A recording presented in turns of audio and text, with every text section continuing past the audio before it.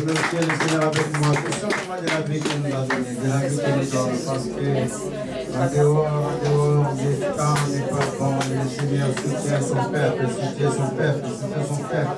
et il donne sa vie. Là où le péché abonde, sa grâce voici la bonté pour sauver son peuple. À Jésus la gloire et l'élévation. À lui la magnificence. Merveille Seigneur. Amen. Merveille Seigneur. Alléluia. Amen.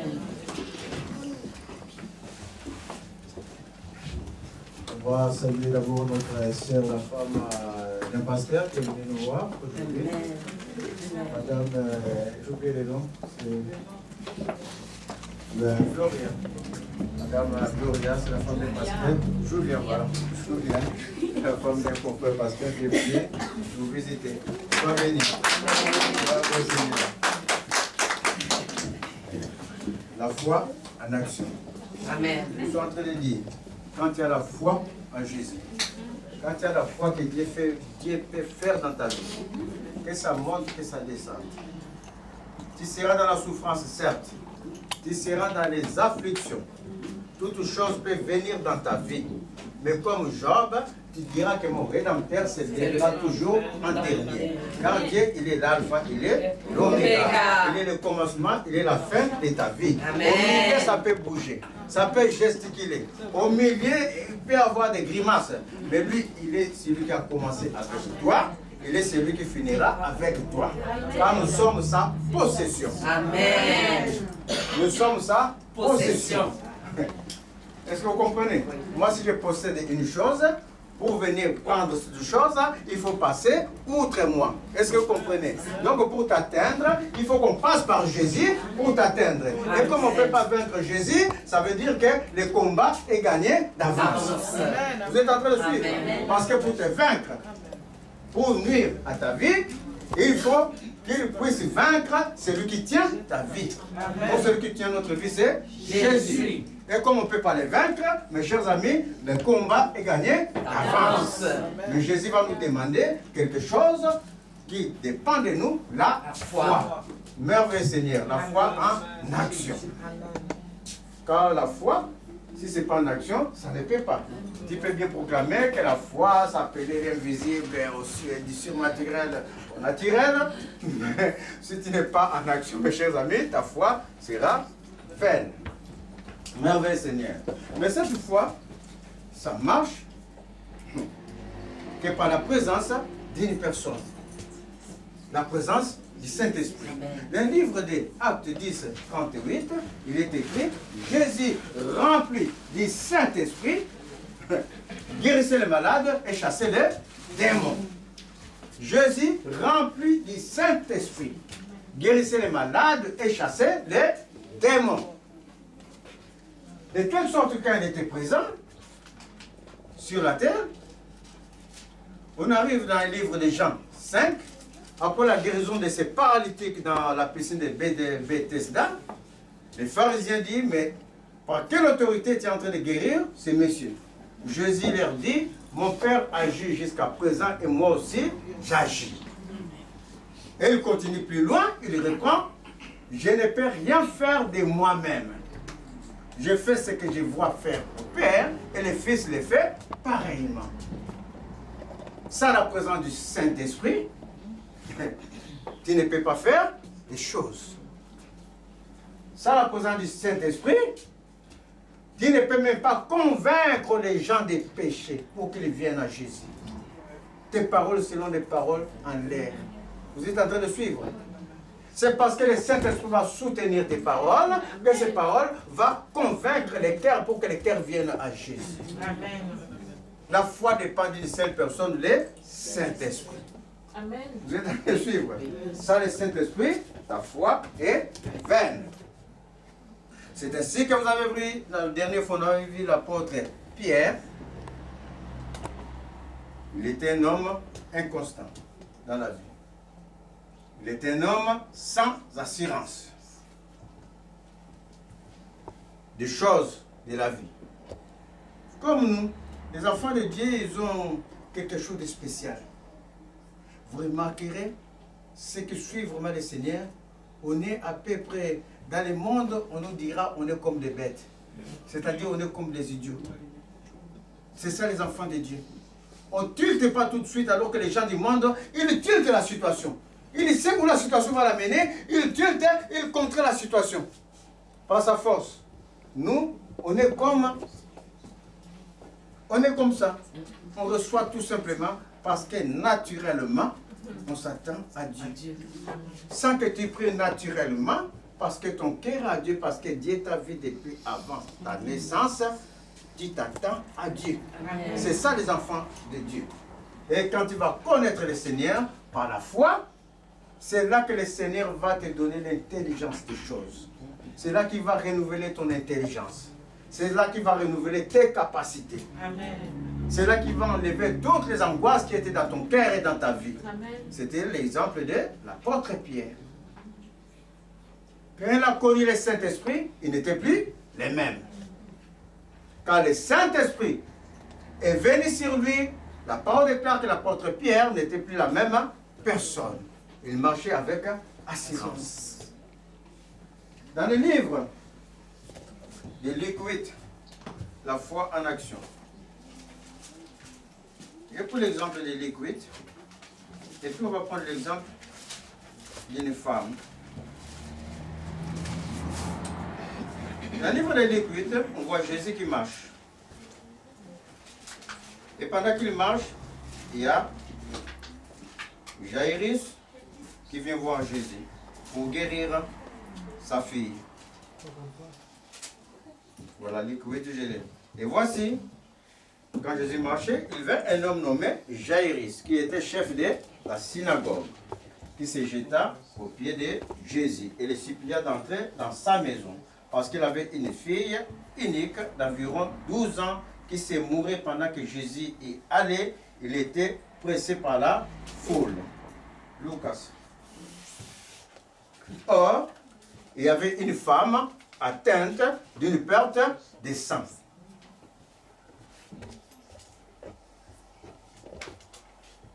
Lucas 8. D'une perte de sang depuis 12 ans et qui avait dépensé tout son argent pour les médecins sans qu'aucun ait pu la guérir. Cette femme a cherché partout. Cette femme n'avait pas encore la révélation du Seigneur. Tu peux être dans la maison de Dieu, mais quand le Saint-Esprit ne te donne pas la révélation du Seigneur, quand le Saint-Esprit ne t'a pas donné la révélation de l'œuvre de la rédemption. Parce que tu peux être dans la maison de Dieu, tu pries Jésus, tu pries, mais tu ne connais pas qu'est-ce que Jésus a fait. Jésus a fait quelque chose de notable, quelque chose de grand. Jésus, quand il est parti sur la croix, il y a eu un échange. Il a changé ta vie ancienne, tes incapacités. Là où les gens te faisaient souffrir, Jésus a pris ça et t'a fait malédiction à ta place. Quand la malédiction voulait te frapper, Jésus l'a pris à ta place. Et si tu comprends cela, la malédiction reste à Jésus et toi tu sors libre. C'est ça que l'œuvre qu'il a fait. Alors cette femme suivait sans savoir tout cela. Parce qu'il faut une révélation du Saint-Esprit. Cette femme était enchaînée par les mœurs de son pays. Ne fais pas ceci, ne fais pas cela. Tu as les sangs, ne touche pas l'homme de Dieu, ne va pas dans la maison de Dieu. Quand on a commencé l'église, une fois, ma femme, le Seigneur lui a dit comme ça là. Mais si tu respectes ce rite-là, quand tu as le sang, de ne pas venir dans la maison, dans ma maison. Mais le jour où moi je vais venir, si je te trouve dans ton état, tu as tes menstruations, est-ce que je vais te laisser ou bien tu vas venir avec moi? Est-ce que vous comprenez? Le Seigneur, ce qu'il regarde, un cœur pur. Amen. Un cœur qui aime la justice, Amen. Qui aime l'amour, qui aime la paix. Amen. Vous êtes en train de suivre? C'est ce cœur-là que le Seigneur aime. Tout ce qui reste, ça satisfait l'homme que nous sommes. En vérité, ça satisfait notre ego, L'autre façon de venir au Seigneur, jusqu'à ce que le Seigneur t'enlève des tâtonnements pour t'amener à son admirable lumière. Vous êtes en train de suivre. Amen. Mais ça n'a rien à voir avec le Dieu vivant qui ne cherche qu'un cœur de paix, un cœur de justice, un cœur d'amour. Alléluia. Amen. Merveilleux Seigneur. Alors cette femme connaissait Dieu sans connaître l'œuvre de la rédemption. Sans connaître celui qui faisait la force, sa force. Parce que celui qui fait notre force, c'est Jésus. On a, mes chers amis, tout à l'heure j'ai dit, on va bénir le Seigneur tout juste de la vie qu'il nous donne. Oui. Quand tu regardes les journaux, malheur sur malheur. Quand même tu ne regardes pas les journaux, tu sors le matin comme ça, quand tu vois comme ça, tu vois que l'atmosphère là a changé. L'atmosphère n'est pas nette. Parce qu'il y a beaucoup d'influences extérieures, beaucoup d'influences spirituelles. N'est pas nette. Donc toi tu sors comme ça, bêtement ça, appeler le Seigneur sans remercier le Seigneur, mes chers amis, c'est ce qui va te trouver dans la rue, Dieu seul sait. Alors cette femme, ces jours-là, le Saint-Esprit va ouvrir ses yeux. Jésus était pour une autre personne. Il marchait pour aller dans la maison de Jaïrus. Il n'était pas pour la dame. Mais le Saint-Esprit, ces jours-là, c'était les jours de la visitation pour la femme. Amen. Quand le Saint-Esprit ne te visite pas, tu ne peux pas connaître Jésus. Il faut qu'il y ait une révélation. Amen. Et la révélation de cette dame était instantanée. Parce que c'est une révélation qu'il a enseignée de plusieurs choses anciennes pour renouveler sa connaissance. Mais sur place. Parce que quand le Saint-Esprit vient, toute la barrière, là, ça tombe. Après, tu feras ta marche. Mais la barrière qu'il a fait tomber, tu ne l'oublieras jamais. Amen. Cette femme, 12 ans, elle a cherché partout, des médecins, elle a cherché partout sa force pour rentrer dans sa grâce. Mais rien n'y fit. Alors ce jour-là, le Saint-Esprit va convaincre dans son cœur que maintenant ma force est finie. Le Saint-Esprit dit dans le cœur de la femme, maintenant ta force est finie. Donc la femme sera que maintenant je ne suis capable de rien. Je ne peux plus me sauver, un homme ne peut plus me sauver. Parce que j'ai cherché pendant 12 ans, je n'ai pas vu la main de l'homme, mais guérir la main de l'homme, mais sauver. C'était instantané. Comme c'est Aaron qui était à côté de Jésus. Instantané. Et quand elle a fini cette marche, ce n'était pas pour elle cette grâce-là, ce jour-là. Mais elle va rentrer dans la grâce. Amen. Elle va rentrer dans la grâce, mes chers amis. La grâce, ce n'était pas pour elle, c'était pour quelqu'un d'autre. Et vous voyez l'incrédulité à l'époque de Jésus. Pendant même que Jésus allait chez Jaïrus, les gens lui disent, mais maître, laisse, il est déjà mort, c'est un enfant. Ou à Jaïrus, n'importune pas les maîtres. Pour montrer l'incrédulité qu'il y avait à l'époque et l'incrédulité qu'il y a encore maintenant. Quelquefois, dans ton malheur, tu as fait tant de temps. Et ce n'est pas en dehors, cette femme respectait les rites de son époque. Ça veut dire qu'elle était quelque part dans la maison de Dieu. Ça veut dire que tu peux être dans la maison de Dieu, mais ce n'est pas le temps de Dieu, le moment de Dieu. Ce n'est pas le moment de Dieu à ce moment-là, et ton malheur subsiste. Et les gens sont en train de te dire, mais pourquoi tu continues de prier? Pourquoi tu suis toujours ce Dieu? Ça fait tant d'années. Mais parce que tu n'as pas eu la révélation, comme on a dit la dernière fois, il faut déjà avoir la révélation que toi-même tu es incapable de rien. En vérité. Il faut que Dieu te convainc de pécher d'abord, que tu n'es plus capable de rien. Que si je ne m'abandonne pas, ça ne peut pas. Où il y a des solutions, comme on a dit la dernière fois, où le Seigneur va te donner sur des anciennes ruines, sur tes propres pensées. Si ta vie que tu avais bâtie avant, qui sera une vie chaotique, mais avec une bénédiction. Ou alors, dans l'abandon total, que tu auras quelque chose dans la paix. Amen. Et cette femme, toutes ces révélations, elle va la voir en un seul instant. Amen. Il va comprendre que ce n'est pas l'homme. Il va comprendre, mais ce n'est pas ces gens-là qui sont en train de me dire, ne fais pas ceci, ne fais pas cela, qui vont me sauver. J'ai essayé leur rite, j'ai essayé de faire tout ce qu'ils m'ont dit de faire, mais je suis toujours malade. Alors aujourd'hui, Comme le Saint-Esprit est en train de dire dans mon cœur, je vais m'approcher du Seigneur. Car nul n'est sauvé que par la foi en Jésus. Mes chers amis, ça peut monter, ça peut descendre. Ne faites pas des discussions inutiles avec d'autres associations, d'autres églises. On n'est pas là pour discuter. Les faits sont les faits. Amen. Les faits disent que le Jésus qui est parti, c'est le même Jésus qui va revenir. Si c'est le même qui va revenir, ça veut dire que c'est le même qui tient toutes choses. Si c'est le même qui tient toutes choses, ça veut dire qu'il est Dieu. Amen. Mes chers amis, ne faites pas de discussions inutiles.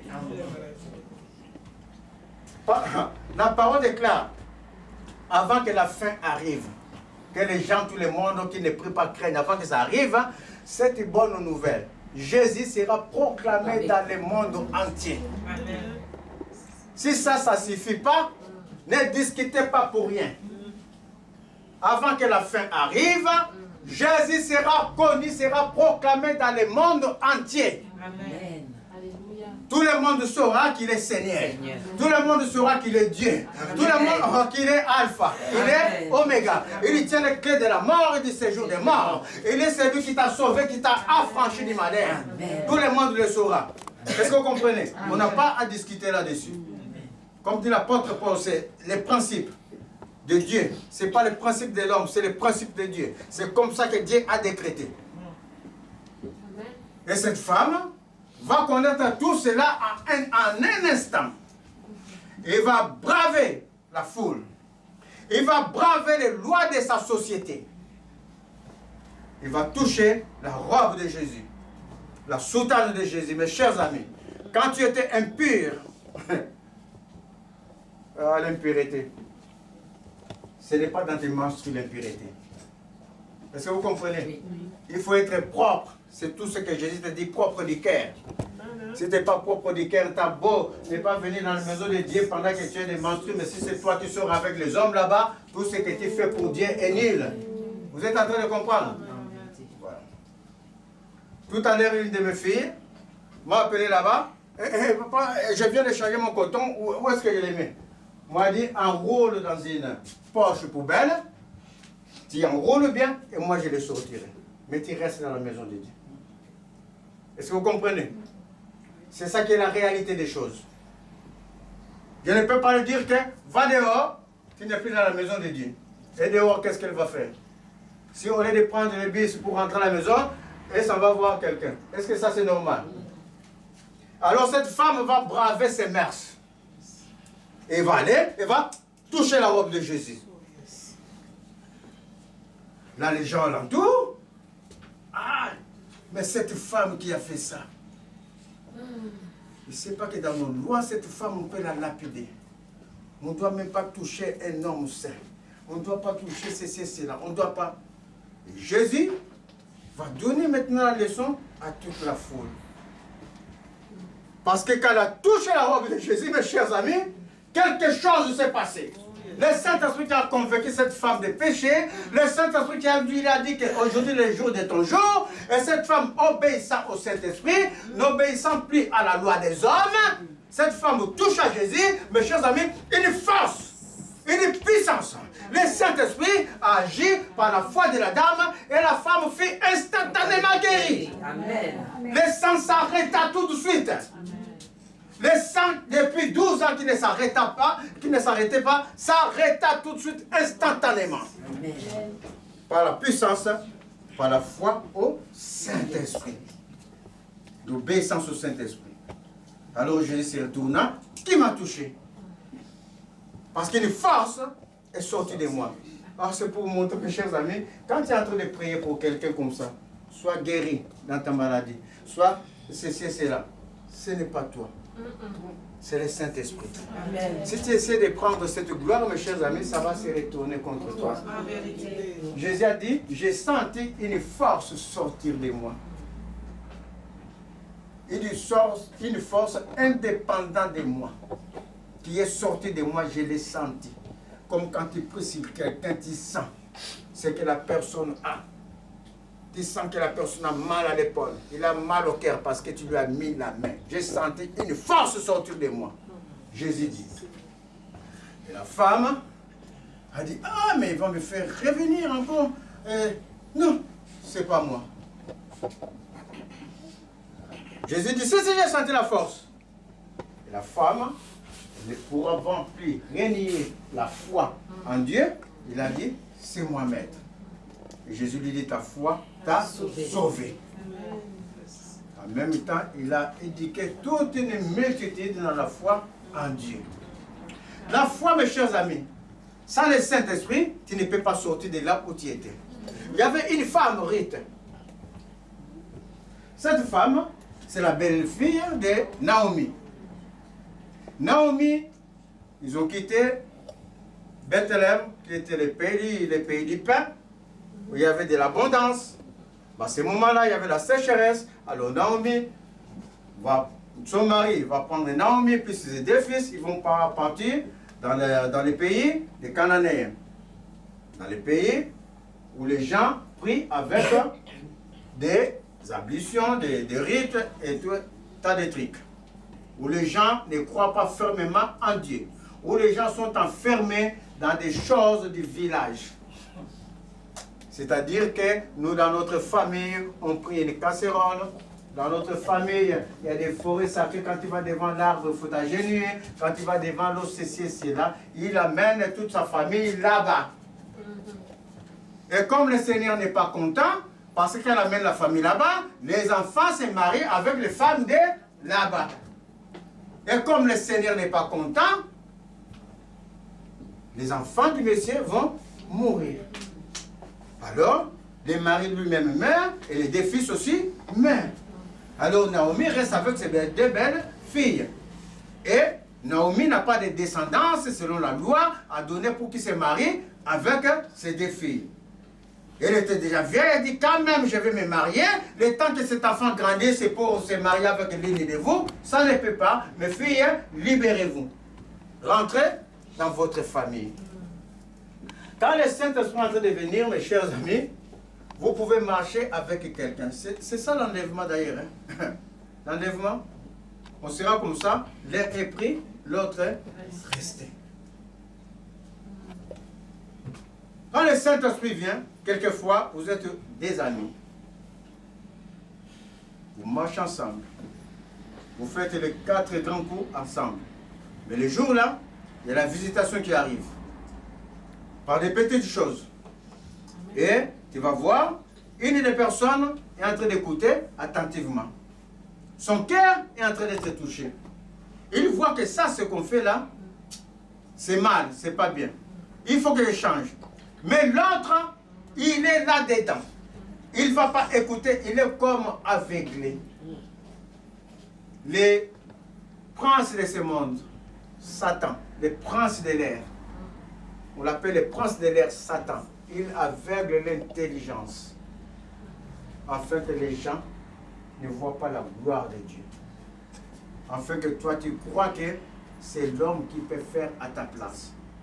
Alors, ces deux femmes-là sont dans les mœurs de leur société, de leur village, enchaînées, dans leur mentalité. Quand même tu peux dans la maison de Dieu, tu peux être enchaîné par la mentalité de ton village. Est-ce que vous le savez?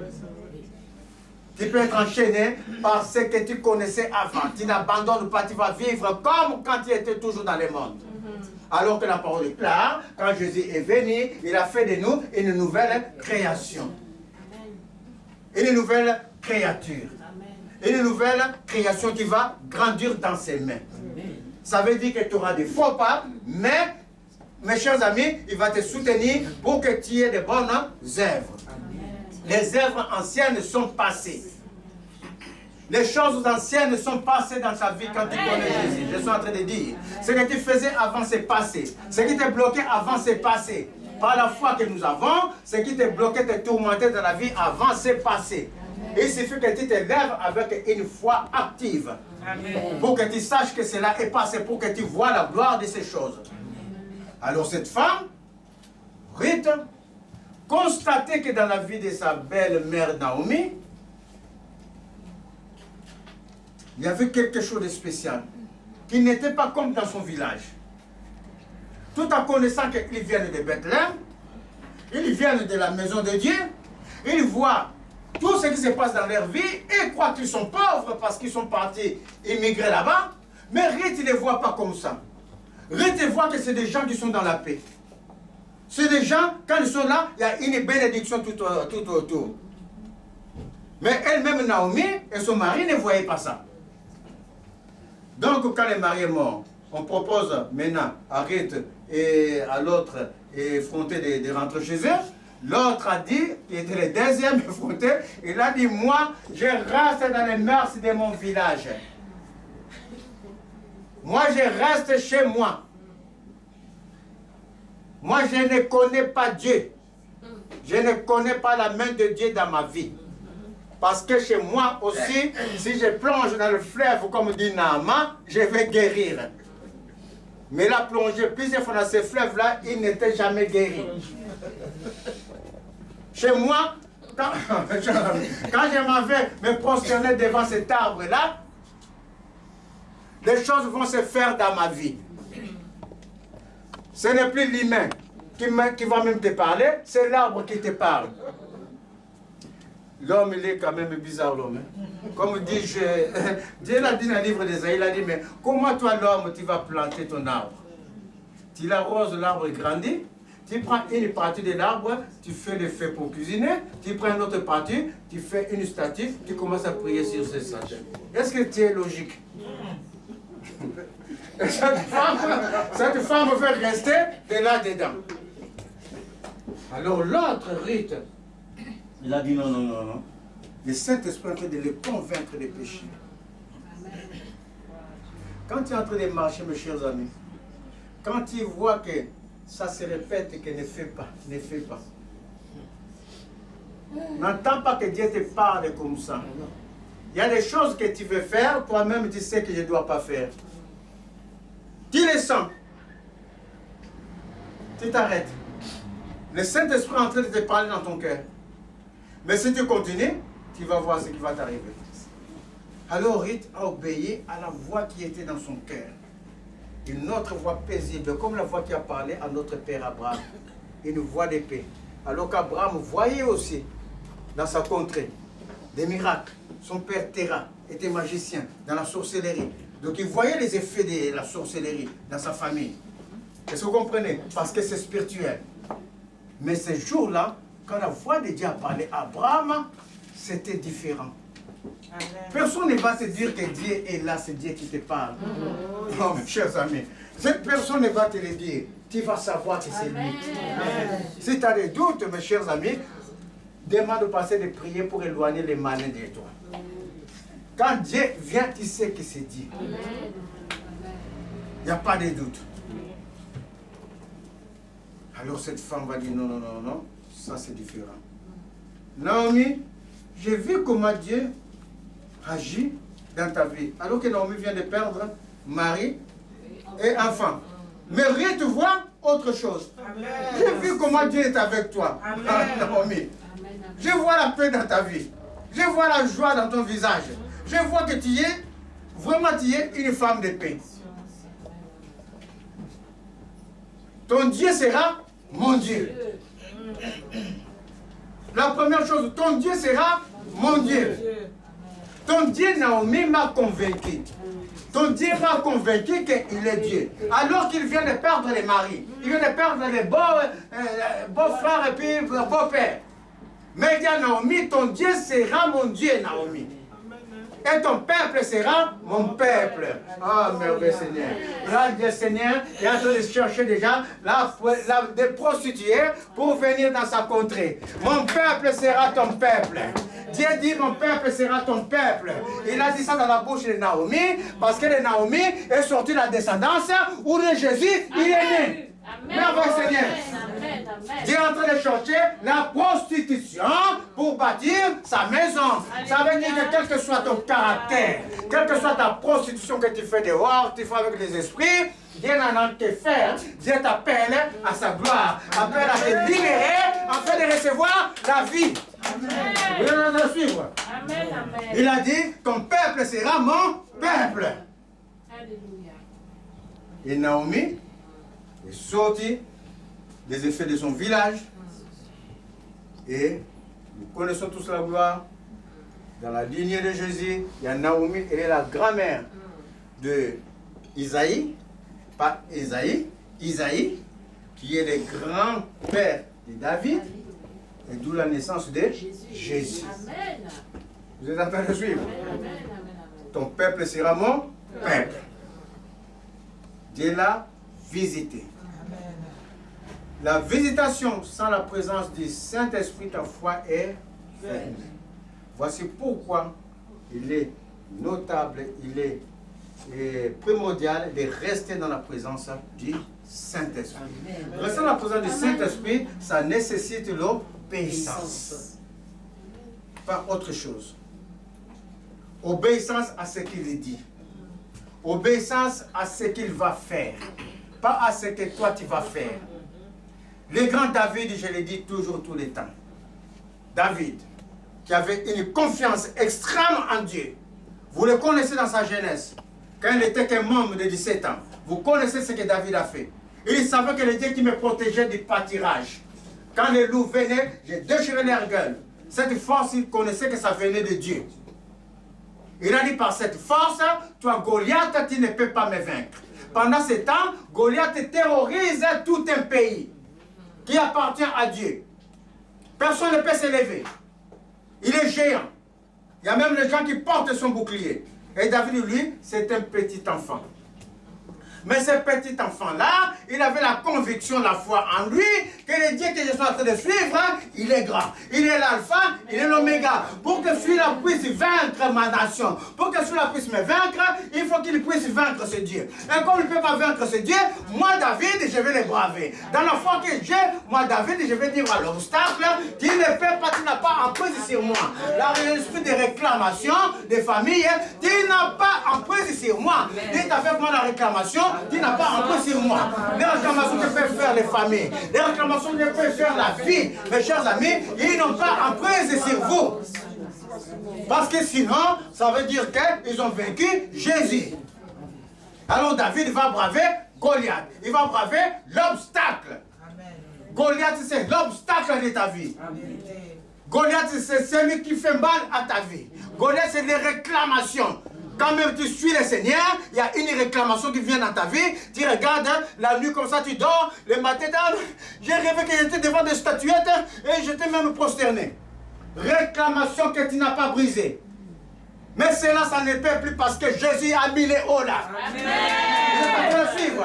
Quand tu vois cela, tu dis que je suis au-dessus de toi parce que mon Dieu a mis les hauts là. Amen. Alors David va braver cet obstacle. Il va dire, toi tu vas te battre avec ta force, avec ta puissance, avec tes esprits.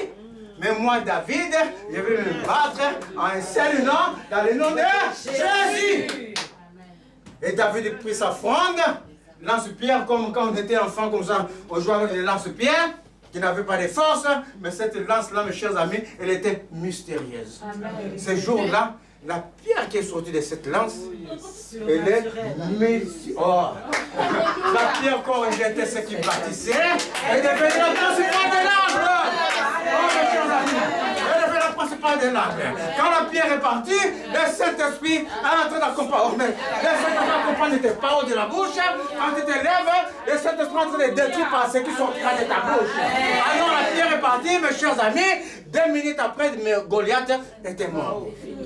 Amen. On ne peut pas vaincre Dieu. Amen. On ne peut pas vaincre Dieu. Amen. Et si je suis en Dieu, on ne peut pas me vaincre. Amen. Parce que la parole est claire, mes chers amis, dans le livre d'Éphésiens 2, nous sommes élevés dans les lieux célestes avec Jésus, au-dessus des dominations, des autorités, des puissances. Au-dessus de toutes choses, nous sommes élevés. Et si tu as la foi élevée, tu marcheras dans ta maison la nuit, tu dis que moi, je revendique l'autorité de la croix dans l'espace spirituel de ma famille, dans l'espace spirituel de ma maison. Dans ma maison, je suis en train de dire, aucune force, aucune puissance ne peut me nuire. Parce que le sang de Jésus m'a affranchi des réclamations, m'a affranchi de toutes choses. C'est comme ça que tu marcheras. Je suis en train de vous dire, de vous lever, de proclamer l'élévation, de proclamer la gloire de Dieu. Est-ce que vous êtes en train de suivre? Amen. Comme cette femme, de toucher la robe de Jésus. Amen. La robe de Jésus. Sans Jésus, mes chers amis, on ne peut pas être sauvé. Le Saint-Esprit ne fera pas sans Jésus. Le Saint-Esprit, son grand rôle, c'est de manifester la gloire de Jésus. Il parlera de moi. Parce qu'il prendra de ce qui est à moi et vous le dira. Il me glorifiera. Est-ce que vous comprenez? Dieu a choisi une façon de se glorifier. Dieu va se glorifier dans les fils. Il ne va pas se glorifier dans le Père Esprit. Le Père Esprit va glorifier son Fils. Engendré, Fils, par l'Esprit de sainteté. Par l'Esprit de sainteté. Pas par la sémence des noms. Appelé Fils par l'Esprit de sainteté. Celui-ci est mon Fils bien-aimé à qui j'ai mis toute la confiance. Par l'Esprit de sainteté. Et il va glorifier ses fils. Parce qu'il a tout remis aux mains du Fils. Amen. Vous êtes en train de suivre. Le Dieu grand, dans sa deuxième position de Fils, et dans sa troisième position de manifestation. Quand je parle de position, c'est-à-dire position de manifestation de Dieu. Dieu se manifeste de trois façons. La première façon, il est le Père Esprit. La deuxième façon, il va venir sauver l'homme qu'il a créé, il est Fils. La troisième façon, il est l'Esprit, toujours lui-même qui accompagne ses enfants jusqu'à la fin. Mais tout ça pour la gloire de celui qui est devenu Fils. Parce qu'il va tout remettre dans les mains du Fils. Parce que le Fils connaît l'homme. Amen. Le Fils connaît ce que tu es en train de vivre. Le Dieu Esprit ne connaît pas ce que tu es en train de vivre. Il faut qu'il le vive. Et pour le vivre, il va se faire Fils. Et comme il le vit, comme il connaît même quand tu piques, comme il connaît quand tu es de la souffrance, tu n'arrives pas à te marcher, donc le jour du jugement, il est capable de juger. Il est capable de juger, de faire le jugement. Mais si le Dieu Esprit vient pour juger, l'Esprit ne tolère pas le péché. Le jugement, il est fait. Vous comprenez? Oui. Le jugement, il est fait d'avance. Mais Dieu va juger avec équité par les fils. Amen. Amen. Vous comprenez? Amen. Par les fils avec équité. Amen, amen. Quand Dieu, Esprit dans sa puissance, va vouloir anéantir, le fils va dire, regarde mon sang-père, j'ai racheté. Est-ce que vous comprenez? Et la colère de Dieu va s'apaiser. C'est le fils qui va juger.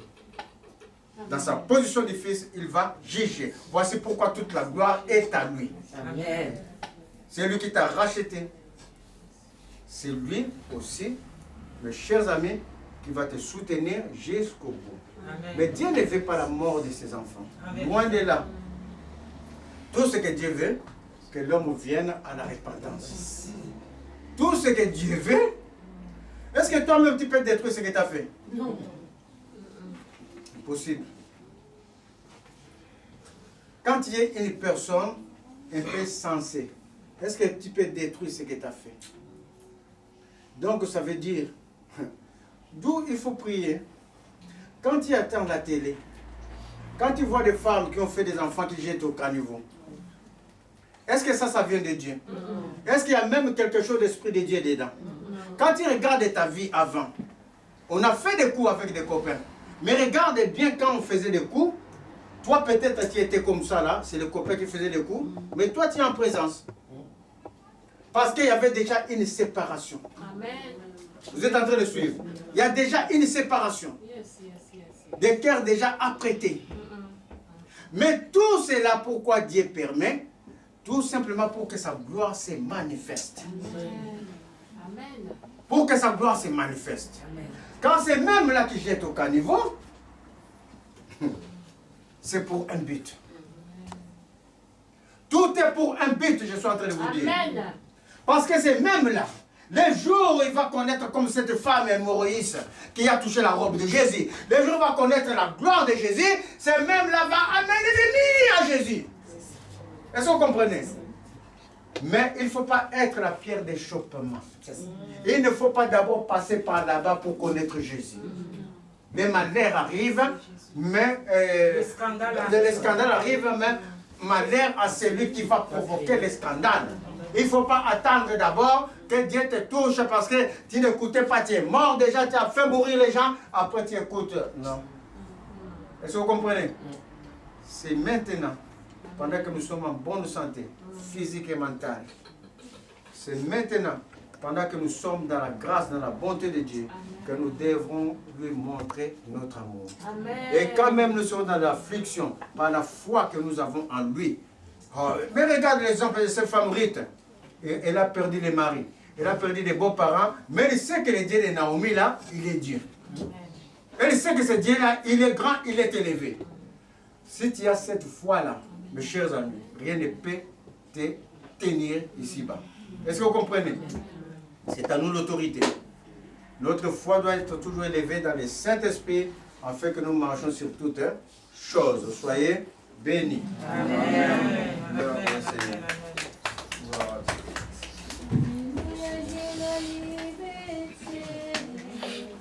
Alléluia, j'ai la liberté.